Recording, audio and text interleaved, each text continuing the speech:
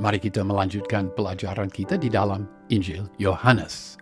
Di dalam pasal 18 ayat 33 sampai 38 bagian pertama, 38a, interaksi antara Tuhan Yesus dan Gubernur Pilatus diceritakan. Ya, tetapi supaya video ini tidak terlalu panjang, percakapan ini dipotong menjadi dua, dan ini bagian kedua mengenai ayat 36 sampai 38a. Yohanes pasal 18 ayat 36. Jawab Yesus, "Kerajaanku bukan dari dunia ini. Jika kerajaanku dari atau dunia ini, pasti pelayan-pelayanku telah melawan supaya aku jangan diserahkan kepada orang Yahudi. Akan tetapi sekaranglah kerajaanku bukan dari sini." Terjemahan saya berbeda dari terjemahan baru dalam beberapa hal. Ya, terjemahan baru memakai istilah hamba-hambaku. Tetapi kata hamba itu doulos. Ini bukan kata hamba. Ini huperetes, pelayan. Tuhan Yesus tidak punya budak, tidak punya hamba. Dia punya pelayan. Ya, rupanya malaikat, nantilah. Dan juga saya menerjemahkan, akan tetapi sekaranglah kerajaanku bukan dari sini.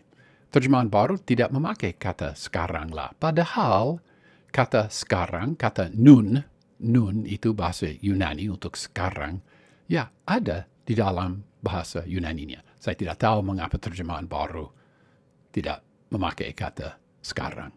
Ya, Tuhan berkata, kerajaanku bukan dari dunia ini. Kata dari, diterjemahkan dari, dalam terjemahan baru, terjemahan saya juga, adalah kata dipakai dua kali di dalam ayat ini. Kata ya sering berarti dari, tetapi di sini kata sebenarnya tidak berarti dari. Jika kita lebih memeriksa pemakaian kata preposisi itu, muncullah suatu arti yang agak berbeda sedikit. Arti itu adalah, ya kira-kira apa ya, mempunyai keanggotaan, atau memiliki sifat, atau mengikuti sifat, sesuatu seperti itu. Arti itu nyata dalam ayat yang berikut. Tuhan berkata, setiap orang yang berasal dari kebenaran mendengarkan suaraku. Di sini Tuhan Yesus tidak berkata bahwa orang-orang itu datang dari kebenaran. Mereka tidak mengadakan perjalanan dari kebenaran. Tidak. Maksudnya mereka mempunyai sifat, mengikuti sifat kebenaran. Demikian juga di dalam Yohanes pasal 8 ayat 23. Kamu berasal dari bawah. Aku dari atas. Aku atas. Kamu dari atau dunia. Aku bukan dari atau dunia. Di situ Tuhan tidak berkata bahwa mereka mengadakan perjalanan dari bawah atau dari dunia ke tempat di mana mereka berada saat itu. Tidak. Maksudnya adalah mereka mempunyai sikap dunia. Mereka tergolong dengan dunia. Ya, begitulah pemakaian kata yang ya diterjemahkan dari, tetapi arti yang sebenarnya ya berbeda sedikit. Tuhan Yesus tidak menjawab pertanyaan Pilatus. Dia tidak menjelaskan apa yang dia lakukan. Dia mengemukakan kerajaannya, tetapi dengan kata-kata yang jelas tidak mendukung tuduhan bahwa dia mau meniadakan kuasa kaisar dan menjadi raja Yudea. Untuk membuktikan bahwa kerajaannya bukan dari dunia ini, atau kerajaannya tidak punya sifat dunia ini, kira-kira, dia mengingat Pilatus bahwa pelayan-pelayannya tidak bertengkar, tidak melawan mereka yang menangkap dia. Ya, Carson mengemukakan bahwa jika pelayan-pelayan Tuhan tidak melawan, Pilatus memahami bahwa Tuhan Yesus tidak perlu dihakimi, tidak perlu dijatuhkan vonis salah di dalam pengadilan Romawi karena dia tidak mengancam pemerintahan Romawi. Ya, di dalam Injil Yohanes, istilah huperetes atau pelayan juga dipakai di dalam pasal 7 ayat 32, pasal 7 ayat 45 dan 46, pasal 18 ayat 3, pasal 18 ayat 12, pasal 18 ayat 18, pasal 18 ayat 22, dan pasal 19 ayat 6. Di situ merujuk pada pelayan dari imam-imam besar. Ya, mereka juga dapat disebut jaga-jaga bait Allah. Mereka bukan hamba, mereka bukan budak. Mereka adalah jaga-jaga bait Allah, pelayan-pelayan bait Allah. Itu istilah huperetes. Ya, mungkin Tuhan memilih kata huperetes ini dengan sengaja. Mereka, imam-imam besar, mereka punya pelayan-pelayan mereka. Dan Tuhan Yesus juga punya pelayan, malaikat, ya. Mungkin dengan berkata bahwa Tuhan Yesus punya pelayan-pelayan, mungkin maksudnya ya pelayan ya manusia seperti Petrus. Tetapi saya rasa tidak. Nampaknya dia menceritakan pelayan-pelayan surgawi. Ya, berbeda sedikit percakapannya, tetapi kita mengingat Matius pasal 26 ayat 53, Tuhan Yesus menegur Petrus dan berkata, "Atau kau sangka bahwa aku tidak dapat berseru kepada Bapakku, sehingga ia segera mengirim lebih dari 12 pasukan malaikat membantu aku?" Ya, lebih dari 12 pasukan malaikat, pelayan-pelayan, tidak melawan mereka yang menangkap Tuhan Yesus Kristus. Maka cukup jelas bahwa dengan berkata pelayan-pelayanku, maksudnya malaikat-malaikat surgawi. Nampaknya Tuhan Yesus memahami bahwa Pontius Pilatus tidak mau tahu, tidak paham dan masa bodoh mengenai siapa itu Tuhan Yesus, siapa sebenarnya Tuhan Yesus itu. Maka Tuhan Yesus harus mengembangkan perhatian. Tuhan Yesus memakai tema kerajaan sebagai batu loncatan, sama seperti kepada perempuan di sumur Yakub, dia memakai tema air hidup sebagai batu loncatan. Demikian juga dengan Nikodemus, Tuhan Yesus memakai kelahiran baru sebagai batu loncatan. Dengan Pontius Pilatus, Tuhan Yesus memakai kerajaannya sebagai batu loncatan. Orang Yahudi yang tidak percaya pada Tuhan Yesus Kristus, mereka membaca di dalam Perjanjian Lama bahwa Mesias akan datang dan bertakhta sebagai raja atas seluruh dunia. Ya, mereka belum memahami bahwa Tuhan Yesus punya rencana-rencana yang lain. Perumpamaan di dalam Matius pasal 13 menyatakan rahasia itu. Yohanes tidak mencatat perumpamaan itu yang ada di dalam Matius pasal 13.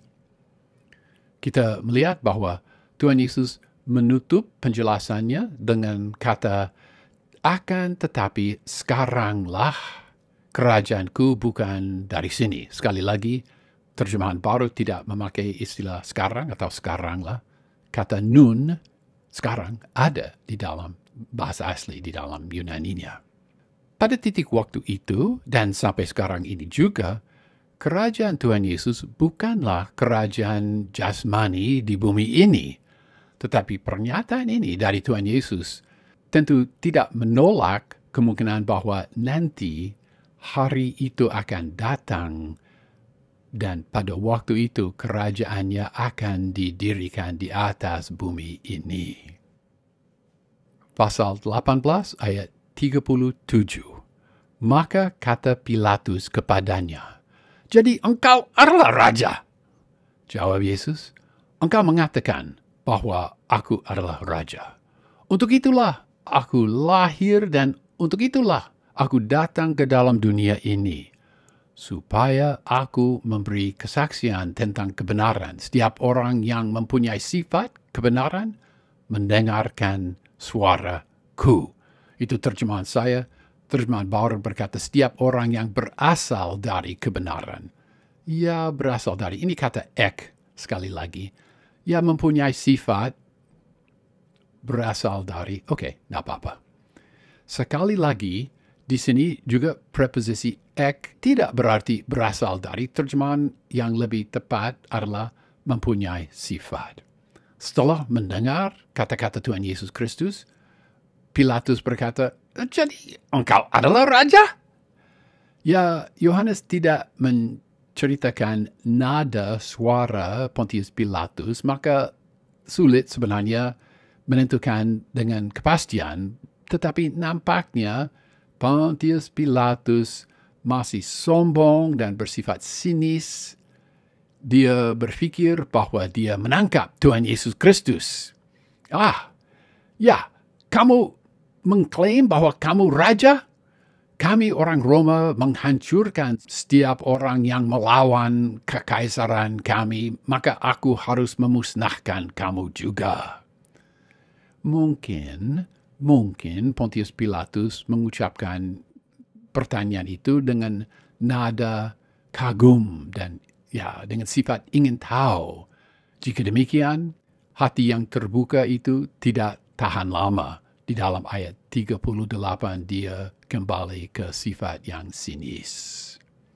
Tetapi dengan kata-kata ini, Tuhan Yesus berusaha untuk menjangkau hati Pilatus. Pilatus, maukah kamu mengetahui kebenaran? Apakah kamu merindukan lebih dari kehidupan yang kosong? Jika kamu mau, saya punya itu bagimu. Ya, ungkapan engkau mengatakan, su leges, itu ungkapan yang cukup biasa di dalam bahasa Yunani, tetapi terjemahan harfiah ini, engkau mengatakan, agak aneh bagi kita. Ya, ungkapan ini sebenarnya berarti, katamu itu benar. Beasley Murray menjelaskan bagi kita. Kita melihat kesejajaran antara Injil Matius pasal 26 ayat 64 dan Markus pasal 14 ayat 62. Dan kesejajaran ini membuktikan bahwa ungkapan engkau mengatakan su leges berarti katamu itu benar. Lihatlah bagaimana Matius di dalam pasal 26 ayat 64 mencatat bahwa Tuhan Yesus mengatakan, engkau telah mengatakannya. Oke, itu ungkapan kita, su leges, tetapi memakai tense masa lampau. Tetapi Markus, dengan menceritakan mengenai peristiwa yang sama di Markus pasal 14 ayat 62, dia, ya katakanlah kira-kira menerjemahkan ungkapan engkau telah mengatakan menjadi ungkapan akulah dia. Katamu itu benar, akulah dia. Ya jelas bahwa ungkapan engkau telah mengatakannya dalam bahasa Yunani, dalam budaya mereka, berarti ya katamu itu benar. Kemudian Tuhan Yesus yang tadinya membahas peranannya sebagai raja pada masa depan, beralih menceritakan peranannya, tugasnya sekarang mengenai bahwa dia bersaksi mengenai kebenaran. Carson mengamati bahwa kedua tujuan ini berhubungan erat. Kerajaannya adalah kerajaan kebenaran. Dan dia sungguh benar, layak dianggap raja. Raja atas segala ciptaan Allah. Amatilah kesejajaran di dalam perkataan Tuhan Yesus Kristus. Untuk itulah aku lahir dan untuk itulah aku datang ke dalam dunia ini. Ya, dari satu segi, kelahirannya dan kedatangannya ke dalam dunia ini itu satu peristiwa. Ya, hari Natal. Satu peristiwa. Tetapi satu peristiwa itu diceritakan dari dua sudut pandangan yang jauh berbeda. Untuk itulah aku lahir itu menceritakan kelahirannya sebagai manusia. Tetapi untuk itulah aku datang ke dalam dunia ini, itu menceritakan bagaimana dia sebagai anak Allah yang kekal datang ke dalam dunia ini. Pernyataan Tuhan Yesus mengenai dirinya adalah tema besar, tema utama dari seluruh Injil Yohanes. Maka pernyataan aku memberi kesaksian tentang kebenaran merupakan ringkasan dari seluruh tujuan kedatangan Tuhan Yesus Kristus. Kata terakhir dari Tuhan Yesus kepada Pontius Pilatus bahwa setiap orang yang berasal dari atau mempunyai sifat atau mengikuti kebenaran mendengarkan suaraku. Ini merupakan tantangan. Tuhan Yesus mau melayani Pilatus. Bayangkan, Pilatus akan menyalibkan Tuhan Yesus Kristus, tetapi Tuhan Yesus mau melayani Pontius Pilatus. Tetapi kesempatan untuk melayani Pontius Pilatus sangat terbatas. Ini seolah-olah Tuhan Yesus berkata kepada Pilatus, perhatikanlah, dengarkanlah perkataanku, Pilatus. Kamu duduk sebagai hakim, dan hakim semestinya membedakan antara apa yang benar dan apa yang salah. Jika kamu menghargai kebenaran, perhatikan perkataanku. Michaels menceritakan bahwa Yohanes pasal 10 ayat 26 yang berkata, tetapi kamu tidak percaya karena kamu tidak termasuk domba-dombaku. Tuhan Yesus menantang Pilatus. Seolah-olah hampir dia mengatakan, kamu mengikuti kebenaran? Apakah kamu termasuk domba-dombaku? Ya, dia tidak memakai kalimat itu, tetapi maksudnya ya mirip. Pilatus mendengar tantangan itu, Pilatus menghadap suatu keputusan. Sama seperti perempuan di sumur Yakub menghadapi keputusan, sama seperti Nikodemus menghadapi keputusan. Tanggapan Pilatus menceritakan apa dia merindukan kebenaran seperti perempuan itu di sumur Yakub, atau dia tidak siap membuang kesombongan dan sikap sinis itu. Pasal 18 ayat 38. Kata Pilatus kepadanya, apa itu kebenaran? Pilatus menolak tantangan itu. Dia tidak siap mendengar mengenai kebenaran. Pertanyaan itu, apa itu kebenaran? Penuh dengan sikap sinis. Dia hanya mau memandang tahanan itu sebagai orang urung yang telah gagal total dan tidak mengancam kekaisaran Romawi. Sebenarnya Tuhan Yesus tidak mengancam kekaisaran Romawi, tetapi Tuhan Yesus memang mengancam sikap sinis dari hati Pontius Pilatus. Pilatus tidak rela merendahkan dirinya di hadapan Dia yang adalah jalan dan kebenaran dan hidup. Ya, jika dia tidak rela, dia harus meninggalkan Tuhan Yesus berjalan keluar. Meringkaskan ayat 36 sampai 38a, di dalam paruh kedua dari interaksi mereka, fokus itu adalah pada kerajaan Tuhan Yesus Kristus, dan itu kerajaan kebenaran. Tetapi Pontius Pilatus penuh dengan kesinisan hanya membalas, apa itu kebenaran? Dia masa bodoh terhadap kebenaran ataupun keadilan. Sebagai kesimpulan dari seluruh percakapan interaksi sidang pengadilan ini, ayat 33 sampai 38a, katakanlah bahwa sama seperti tadi, Imam Besar Hanas tak memperoleh apa-apa yang dapat ia pakai melawan Tuhan Yesus. Demikian juga Gubernur Pontius Pilatus sama sekali tidak menemui alasan apapun untuk menghukum Tuhan Yesus. Sebenarnya, Tuhan Yesus dibenarkan, tetapi kebenaran tidak menentukan dalam proses ini. Ya, dan Pilatus, kemana dapat ia pergi sekarang? Dia tidak mau meneruskan percakapan dengan raja atas segala raja yang adalah kebenaran. Maka ia harus kembali kepada para pemimpin agama Yahudi yang hendak memusnahkan Rabai yang mereka benci dan takuti.